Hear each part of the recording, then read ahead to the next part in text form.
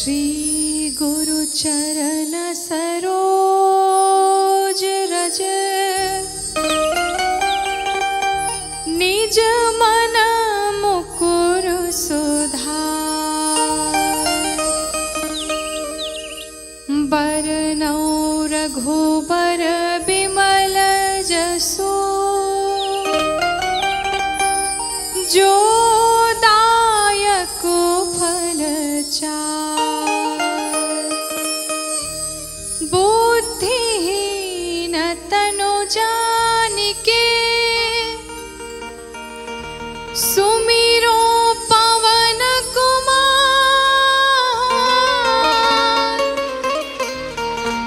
बल बुद्धि विद्या देहु मोहि हरहु कलेश विकार।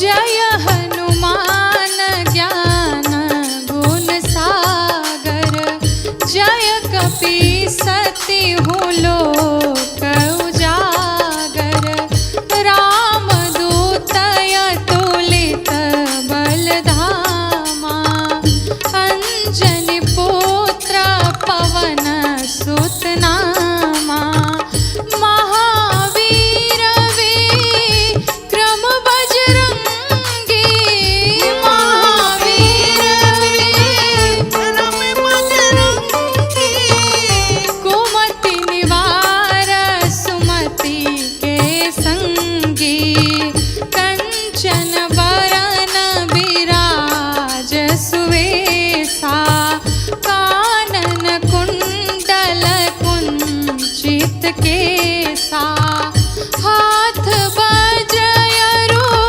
ध्वजा विराजे हाथ बजयरु ध्वजा विराजे काधे मोज जनेऊ साजे शंकर सुवन केसरी नंदन तेज प्रताप महाजगवंदन विद्यावान गुणी अति चातुर राम काज करिबे को आतुर प्रभु चरित्र सुनि बेको रसिया प्रभु चरित्र सुनि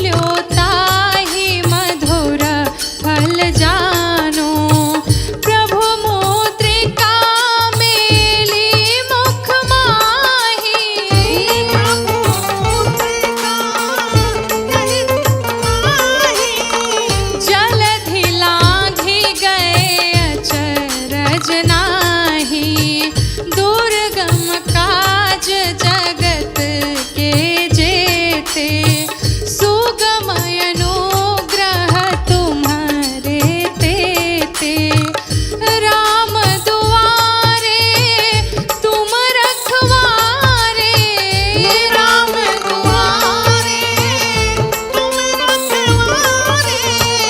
होत न आज्ञा बिनु पैसारे, सब सुख लहे तुम्हारी सरना। तुम रक्षक काहू को डरना, आपन तेज सम्हारो आपै। तीनों लोक हाँकते कांपै, भूत पिशाच निकट नहीं आवे। भूत पिशाच निकट नहीं आवे।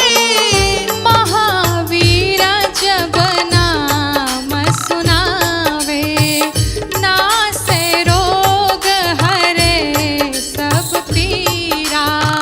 जपत निरंतर हनुमत बीरा, संकट ते हनुमान छुड़ावे।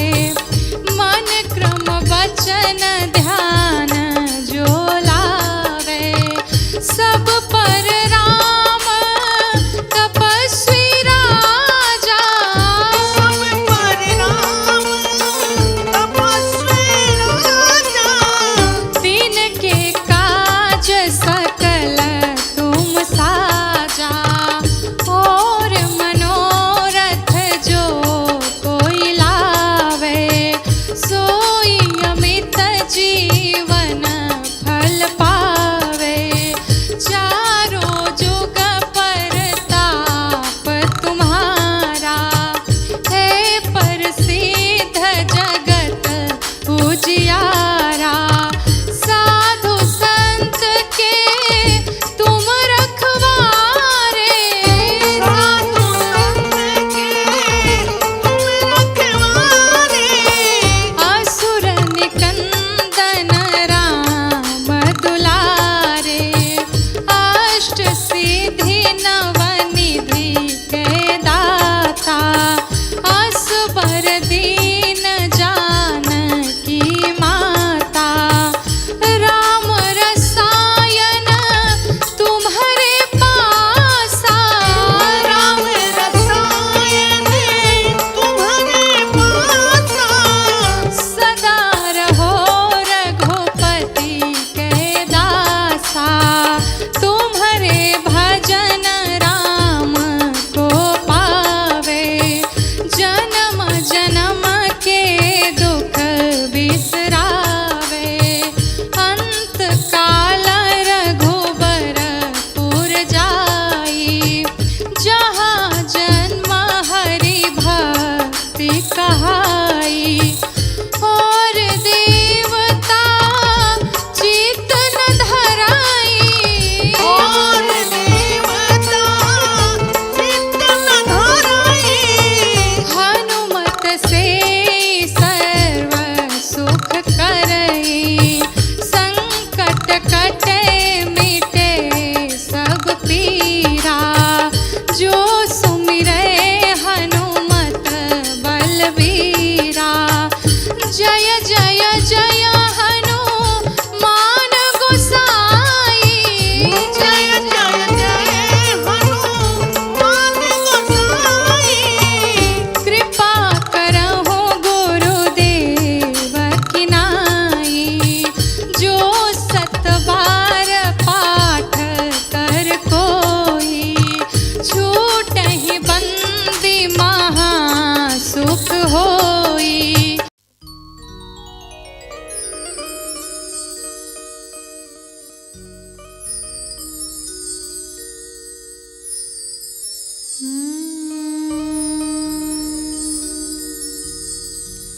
निश्चय प्रेम प्रतीतते,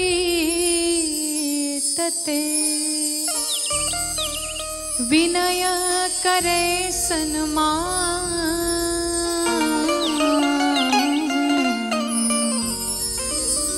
तेहि के कारज सकल शुभ सिद्ध करे हनुमान। श्री हनुमान जी महाराज की जय हो। जय हनुमंत संत हितकारी सुनि लीजय प्रभु अरज हमारी। जन के काज विलंब न कीजे आतुर दौरी महासुख दीजे। जैसे कूदी सिंधु वही पारा सुरसा बदन पैठी विस्तारा। सीताराम जय सीताराम, सीताराम जय सीताराम। आगे जाय लंकिनी रोका मार हुलातु गई सुरलोका। जाय विभीषण को सुख दीना सीता निरखी परम पद लीन्हा। बाग उजारि सिंधु मह बौरा अति आतुर यम कातर तोरा। सीताराम जय सीताराम, सीताराम जय सीताराम। अक्षय कुमार कुमारी संघारा लूम लपेटी लंक को जारा। लाह समान लंक जरि गई जय जय धुनि सुरपुर मह भई। अब विलंब के ही कारण स्वामी कृपा करहु अंतरयामी। सीताराम जय सीताराम, सीताराम जय सीताराम। जय जय लक्ष्मण प्राण के दाता आतुर होई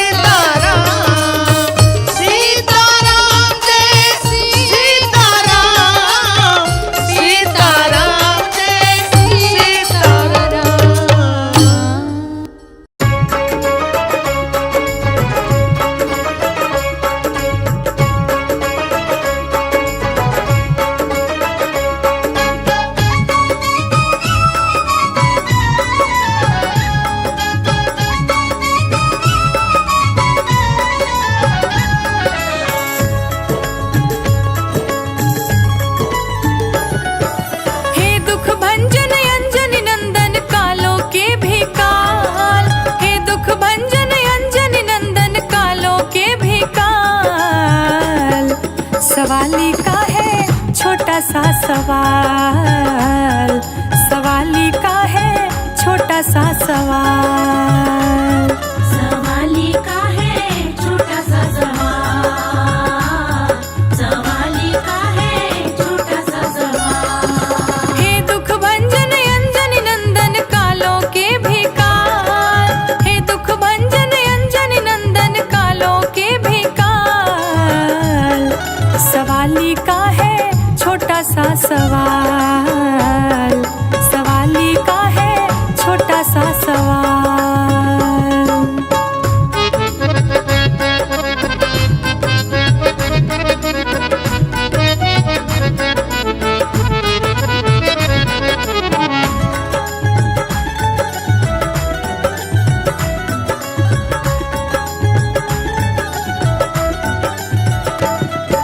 शोकाकुल शोक के नीचे सीता का उद्धार किए, सीता का उद्धार किए, सीता का उद्धार किए।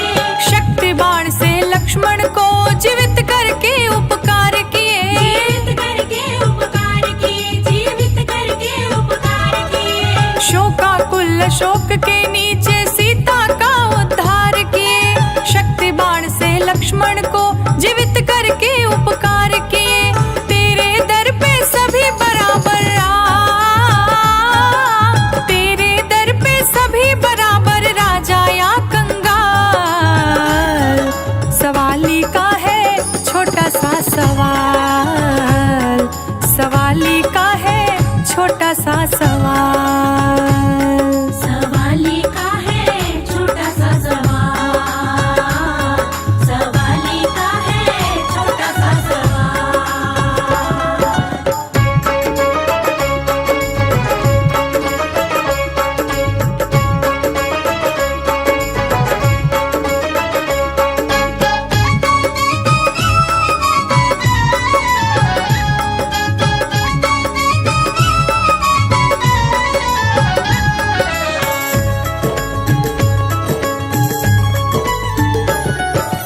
मोह दंभ की लंका को तुम स्वयं जलाकर खाक किए, स्वयं जलाकर खाक किए, स्वयं जलाकर खाक किए। मेघनाथ से हिंदू संस्कृति में बंधना स्वीकार किए, हाँ बंधना स्वीकार किए, हाँ बंधना स्वीकार किए। मोह दंभ की लंका को तुम स्वयं जलाकर खाक किए, मेघनाथ से हिंदू संस्कृति में बंधना स्वीकार किए। सिर्फ हटा दो मोह द्वेष का, सिर्फ हटा दो मोह द्वेष का तू सारा जंजाल। सवाली का है छोटा सा सवाल, सवाली का है छोटा सा सवाल। सवाली का है छोटा सा सवाल, सवाली का है छोटा सा सवाल।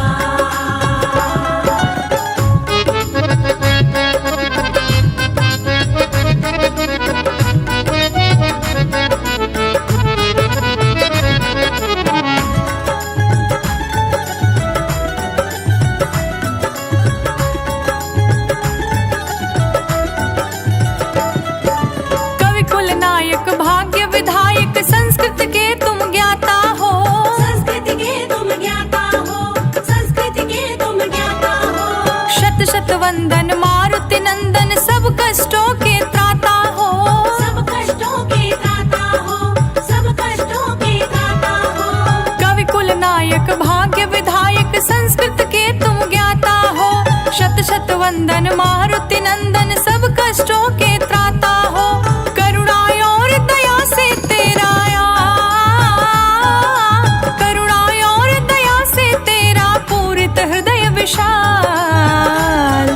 सवाली का है छोटा सा सवाल, सवाली का है छोटा सा सवाल।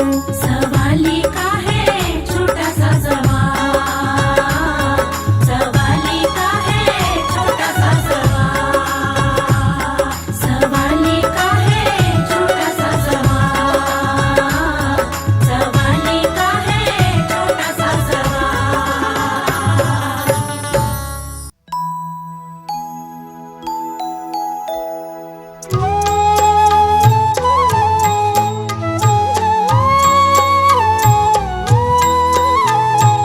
काल समय रवि भक्षी लियो, तब तीनहु लोक भयो अंधियारो।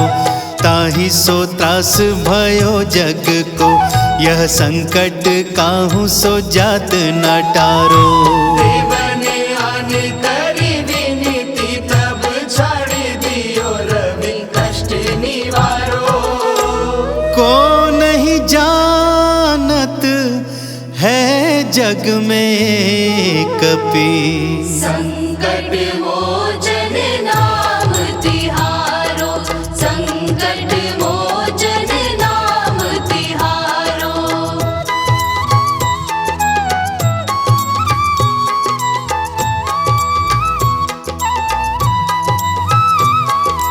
बाली की त्रास कपीस बसै गिरि, जात महाप्रभु पंथ निहारो। चौकी महामुनि शाप दियो, तब चाहिए कौन विचार विचारो। ये द्विज रूप लिवाए महाप्रभु, सो तुम दास के शोक निवारो। को नहीं जानत है जग में कपि, संकट मोचन नाम तिहारो, संकट मोचन नाम तिहारो।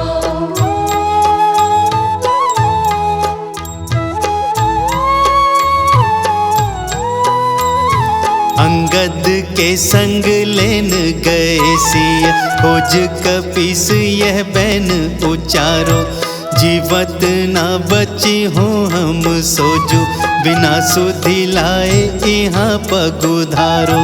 घेरी थके तट सिंधु सबे, तब लाए सिया सुधी प्राण उबारो। को नहीं जानत है जग में कपि, संकट मोचन नाम तिहारो, संकट मोचन नाम तिहारो।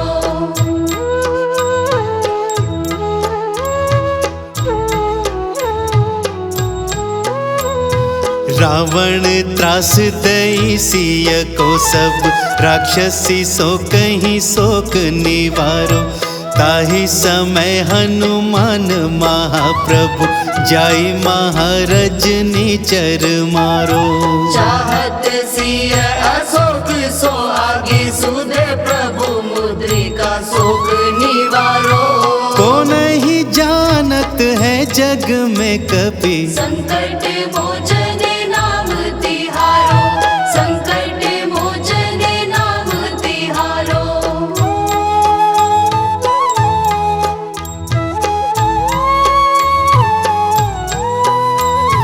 बाण लाग्यो उर लक्ष्मण के, तब प्राण तजय सुत रावण मारो। ले ग्रह वैद्य सुषेण समेत, तबे गिरि द्रोण सुबीर उपारो। आनी संजीवन हाथ दई, तब लक्ष्मण के तुम प्राण उबारो। को नहीं जानत है जग में कपि, संकट मोचन नाम तिहारो, संकट मोचन नाम तिहारो।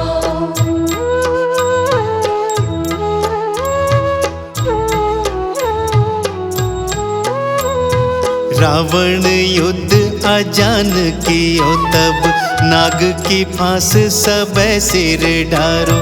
श्री रघुनाथ समेत सबे दल, मोह भयो यह संकट भारो।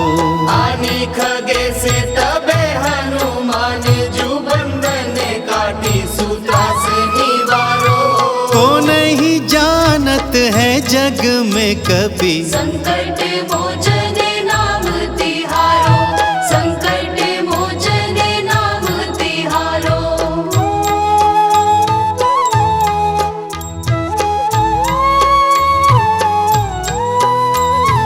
बंधु समेत जब अहि रावण, ले रघुनाथ पाताल सिधारो। देवही पूजी भली विधि सो बलि, देहु सबे मिली मंत्र विचारो। जाए सहाय भयो तब ही, अहि रावण सेने समेत संहारो। को नहीं जानत है जग में कपि। संकट मोचन नाम तिहारो, संकट मोचन नाम तिहारो।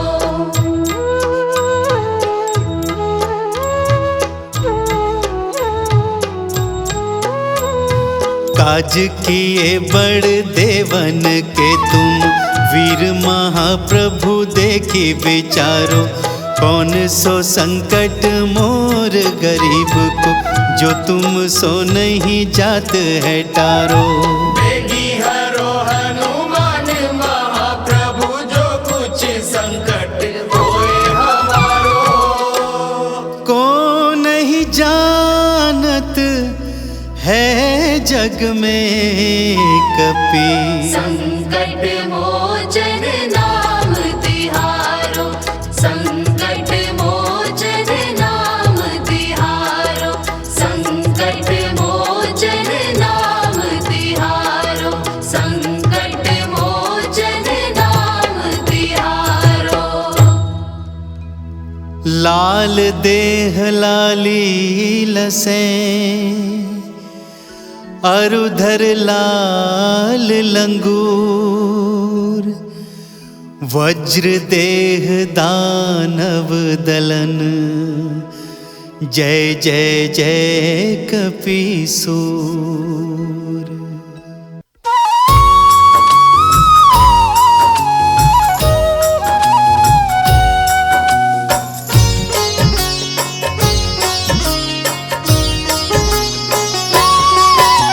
सबके भाग्य विधाता है गदाधारी हनुमान। कलयुग में सभी का ये करते हैं कल्याण। इनके जैसे जग में कोई बलशाली नहीं है। शिव शंकर घरदानी के अवतारी ये है। वानर राज केशरी अंजनी के लाडले हैं। महिमा इनके क्या बताऊं, कितने निराले हैं। बाले अवस्था में सूर्य को फल समझ के निगल गए। रास्ता अंजनी सूत का राहु ग्रह रोके। जय जय जय हनुमान, पवन पुत्र हनुमान।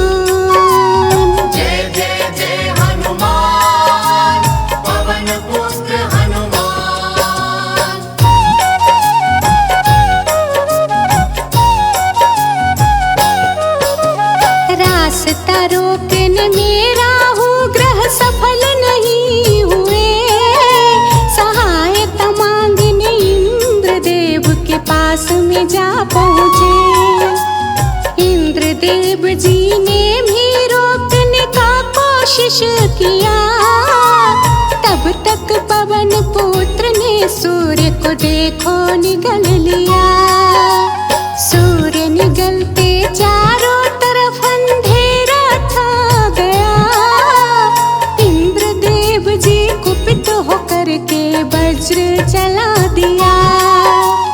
वज्र प्रहार से हनुमान जी मूर्छित हो गए। पवन देव क्रोधित होकर अपने गति रोक दिए। जय जय जय हनुमान, पवन पुत्र हनुमान। जय जय जय हनुमान, पवन पुत्र हनुमान।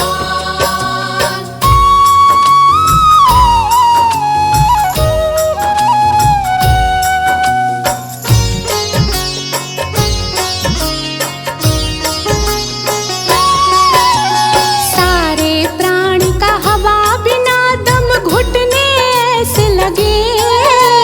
सभी देव संग ब्रह्मा जी पवन के पास गए। मूर्छित बालक को उठा सभी ने वर दिए। आपके जैसा शक्तिशाली कोई नहीं होंगे। मंगलवार का व्रत जो भी मन से करते हैं, उनको हमेशा सुख शांति और यश मिलते हैं। मंगलवार का व्रत कथा हम आज सुनाते हैं। इस कथा के श्रवण से सभी धन्य हो जाते हैं। जय जय जय हनुमान पवन पुत्र हनुमान। जय जय जय हनुमान पवन पुत्र हनुमान।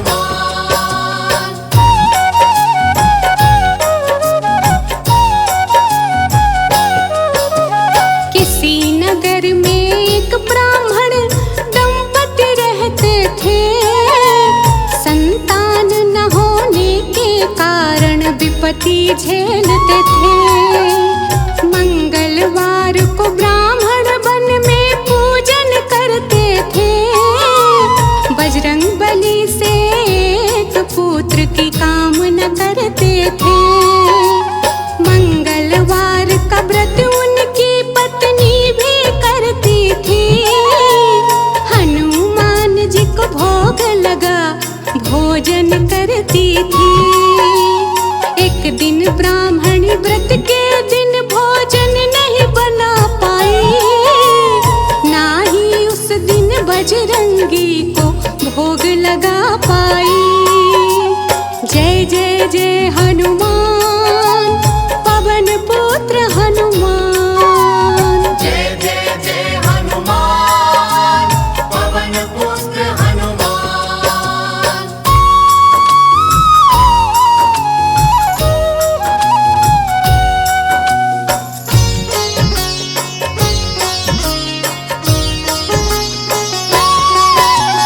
भोग न लगने के कारण उसने प्रणय कर ली।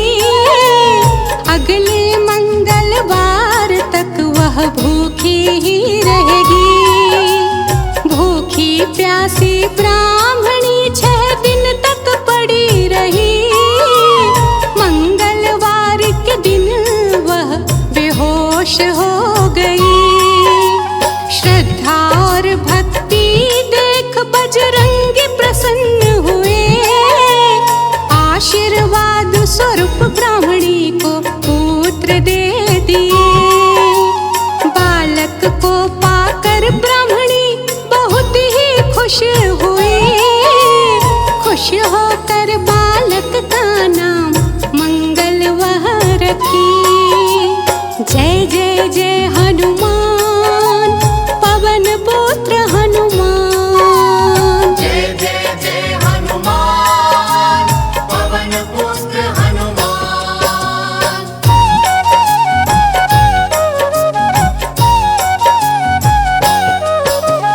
बालक को घर में देख ब्राह्मण चौंक गए। पत्नी से पूछे घर में यह बालक कहाँ से आए। पत्नी बोली हनुमान जी ने बालक यह दिया। ब्राह्मण ने पत्नी के बात पे विश्वास नहीं किया। एक दिन ब्राह्मण ने बालक को कुएं में फेंक दिया। घर लौटने पर ब्राह्मण पूछी मंगल कहाँ गया। तभी पीछे से मंगल मुस्कुरा कर आ गया। उसे देख कर ब्राह्मण देखो कितना चौंक गया। जय जय जय हनुमान पवन पुत्र हनुमान। जय जय जय हनुमान पवन पुत्र हनुमान।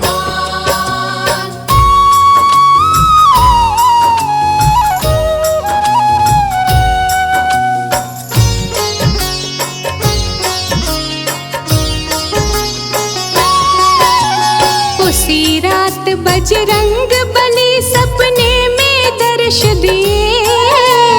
यह पुत्र तो आपका है उनसे कह दिए। सच बात तो जान कर ब्राह्मण खुश हो गया। उसके बाद नियमित रूप से व्रत वो रखने लगा। अर्जुन के रथ के ध्वजा पर बजरंगी बैठे थे। भीम चूर किए थे। अहिरावण से राम लखन जी को वही मुक्त किए थे। जाके पाताल लोक में अहिरावण वध किए थे।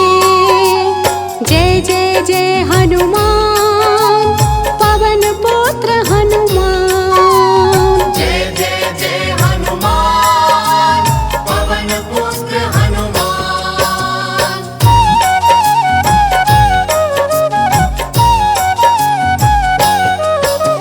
सीता माँ का पता लगाने लंका को गए। अशोक वाटिका उजाड़ के फल वो खा गए। ब्रह्मा जी का मान बढ़ाने ब्रह्मास्त्र में फंस गए। अक्षय कुमार को मार के लंका जला दिए।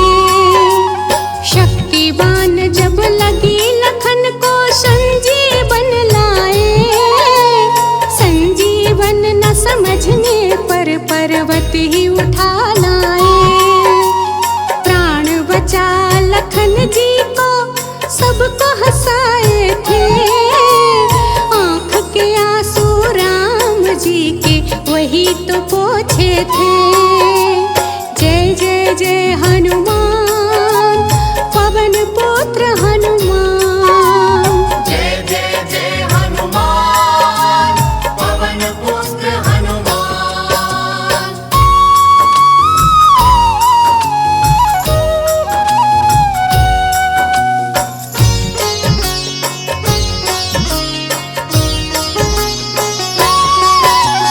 इनके जैसे भक्त नहीं कभी कोई होंगे। क्षण भर में जो असंभव काम को संभव कर देते।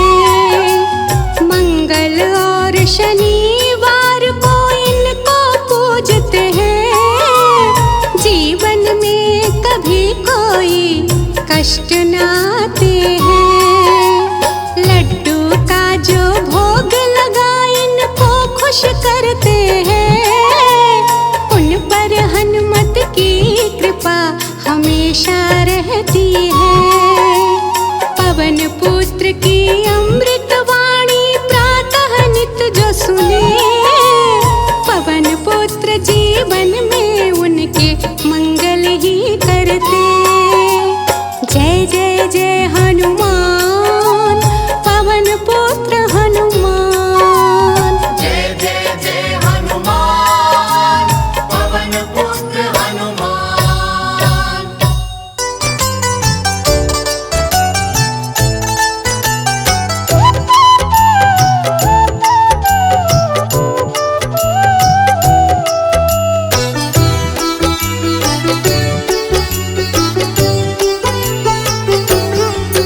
हनुमान कथा है सबसे पावन, तुम्हें सुनाते हैं भक्तों तुम्हें सुनाते हैं।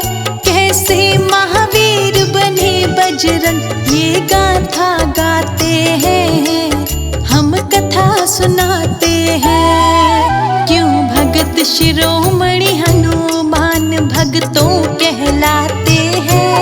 हाँ भक्तों कहलाते हैं। कैसे महावीर बने बजरंग ये गाथा गाते हैं।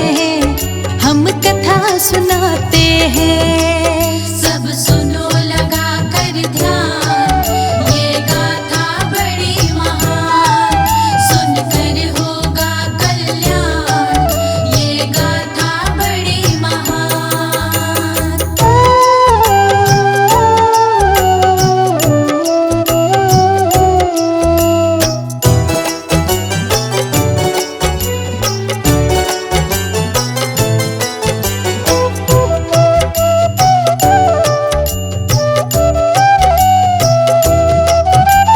सबसे पहले बालापन की कथा सुनाती हूँ। कैसे हनुमत नाम पड़ा भक्तों बतलाती हूँ। एक समय बजरंग बली को भूख लगी थी भारी। अंजनी माँ को ढूंढ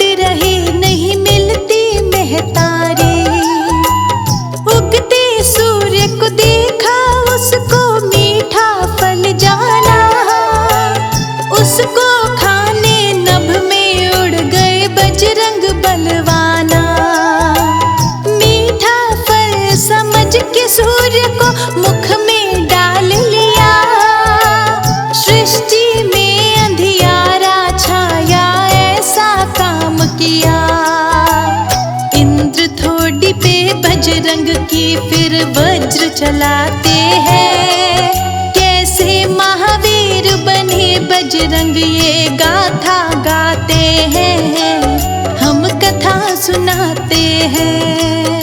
सब सुनो लगा कर ध्यान, ये गाथा बड़ी महान, सुनकर होगा कल्याण, ये गाथा बड़ी महान।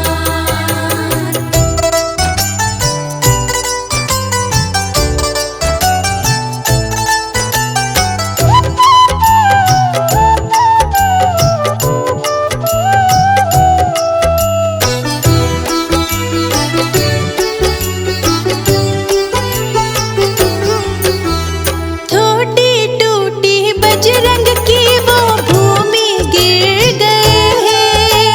मूर्छित बजरंग के मुख से फिर सूरज मुक्त हुए।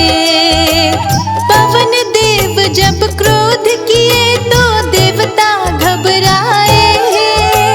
ब्रह्मा विष्णु शंकर सब फिर उनको समझाए।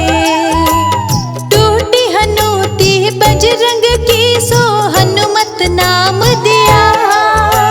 सभी देवताओं ने हनुमत को प्रणाम किया। तब से बजरंगी का भक्तों नाम पड़ा हनुमान। सारे मिलकर करते हैं फिर हनुमत का गुणगान। अब आगे की पावन गाथा तुम्हें सुनाते हैं। कैसे महावीर बने बजरंग ये गाथा गाते हैं, हम कथा सुनाते हैं। सब सुनो लगा कर ध्यान, ये गाथा बड़ी महान, सुनकर होगा कल्याण, ये गाथा बड़ी महान।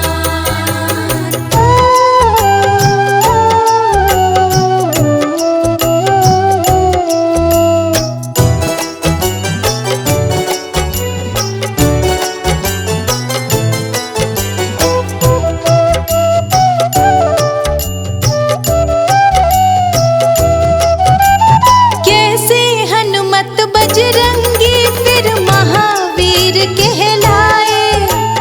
आओ भक्तों आज तुम्हें ये गाथा बतलाए। अपने स्वामी राम प्रभु के सगरे करते काम। श्री राम ने नाम दिया था महावीर हनुमान। रावण जब सीता मैया हर लंका ले आया, उनको खोजते सागर तट पे रामा दल आया। हनुमान ने एक छलांग में जल्दी लांग दिया। लंका पहुँचे और लंकनी का संहार किया। विभीषण की मदद से सीता शुद्ध वो पाते हैं। कैसे महावीर बने बजरंगी ये गाथा गाते हैं, हम कथा सुनाते हैं। सब सुनो लगा कर ध्यान, ये गाथा बड़ी महान, सुनकर होगा कल्याण, ये गाथा बड़ी महान।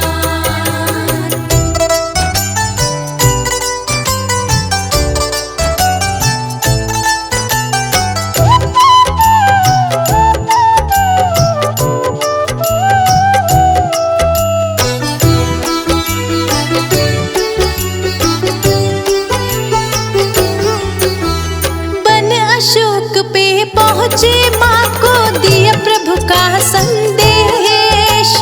फल खाने का मैया से फिर पाया था आदेश।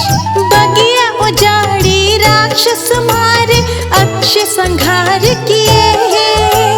मेघनाथ फिर पास जकड़ कर आपको ले आए। रावण ने फिर पूछ पे तुम्हारी आग लगाई है। लंका जला दी सारी आपने रात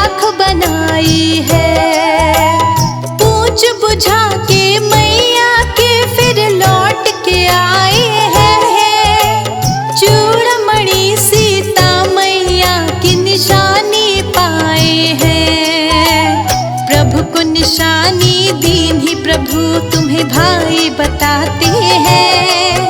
कैसे महावीर बने बजरंग ये गाथा गाते हैं, हम कथा सुनाते हैं। सब सुनो लगा कर ध्यान, ये गाथा बड़ी महान, सुनकर होगा कल्याण, ये गाथा बड़ी महान।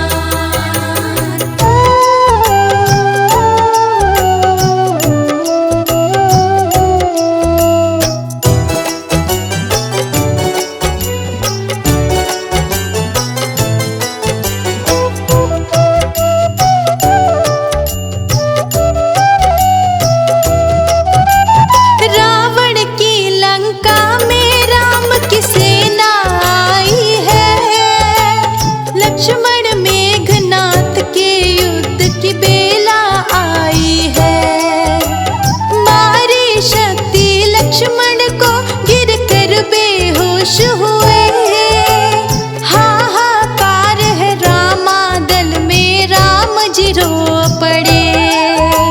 वेद सुसेण को लंका से हनुमान जिलाए हैं, संजीवन बूटी लाओ ये वेद बताए हैं। दूर हिमालय से संजीवन ला पाएगा कौन, हनुमान तुमरे सिवा ये कर पाएगा कौन।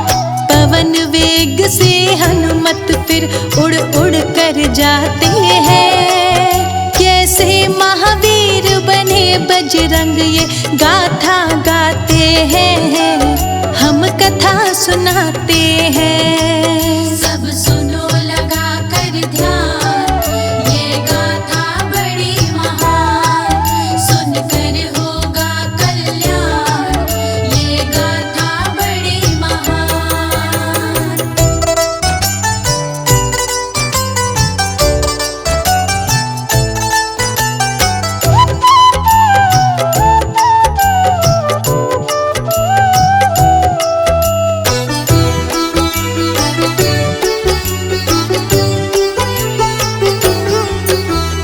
बूटी लाकर भाई लखन के प्राण बचाए हैं, राम प्रभु तुम्हें गले लगा कर भाई बताए हैं।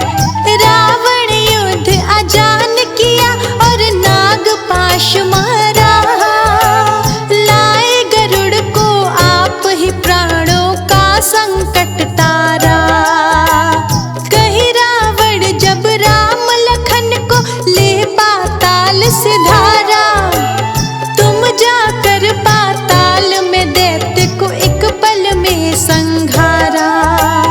राम प्रभु बोले हनुमत कोई तुम सा नहीं है वीर, आज से लोग कहेंगे तुमको बजरंगी महावीर।